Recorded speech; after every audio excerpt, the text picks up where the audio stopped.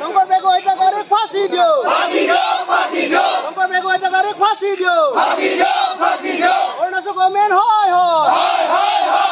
Arunachal government হয় পেমা খাণ্ডু হয় Arunachal police কাম নয় অৰুণাচল পুলিচ কাম নয় নো জাস্টিস নো রেস্ট নো জাস্টিস নো রেস্ট টিএমপি के टूरियारिए एमएमके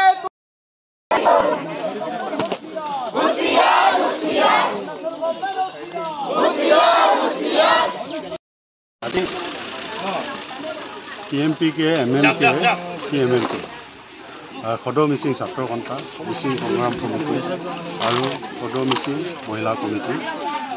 এই তিনিটা জাতীয় সংগঠনৰ উদ্যোগত আজি আমি গোটেই অসমজুৰি অৰুণাচল সীমাৰ যিখিনি আমাৰ পথ তাত আমি পথ অৱৰোধ কৰিছোঁ। পথ অৱৰোধ কৰাৰ মানে কাৰণটো হ'ল আমাৰ আজি বহু বছৰ ধৰিয়েই হওক বা তেনেকৈ যোৱা জুন মাহৰ ১৮ জুনৰ পৰা আমাৰ অসমৰ পৰা অৰুণাচললৈ যোৱা যিসকল কামৰ সন্ধানত জীৱন নিৰ্বাহৰ কাৰণে গৈছিল তেখেতসকলক তাত তেওঁলোকৰ মানে নিৰাপত্তা নোহোৱাৰ কাৰণে আৰু তাত ৰয়িঙত যিটো ঘটনা ঘটিছে তাত যিটো পিষ্টল দি গুলিয়াইছে শংকৰ বেগক আৰু আমাৰ প্ৰভাস দলেক যেনেকৈ জুন মাহত হত্যা কৰিছিলে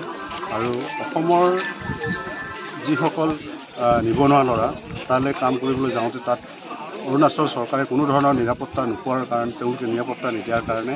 আজি আমি ৰিয়াজুলি মিচিং গাঁৱৰ এই মেইন পৰ্টত আমি পথ অৱৰোধ কৰিছোঁ। গতিকে অসম চৰকাৰক আমি অৰুণাচল চৰকাৰক আমি জনাব বিচাৰিছোঁ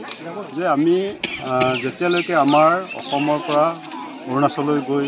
কাম কৰা যিসকল আমাৰ ব্যক্তি আছে নিবনুৱা ল'ৰা আছে তেওঁলোকক যদি যেতিয়ালৈকে নিৰাপত্তা নিদিয়ে তেতিয়ালৈকে আমি ইয়াত আন্দোলন কাৰ্যসূচী ল'বৰ কাৰণে আমি বাধ্য।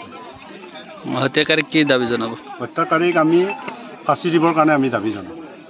আৰু তেওঁক ফাঁচি দিব লাগে বুলি আমি দাবী জনাম।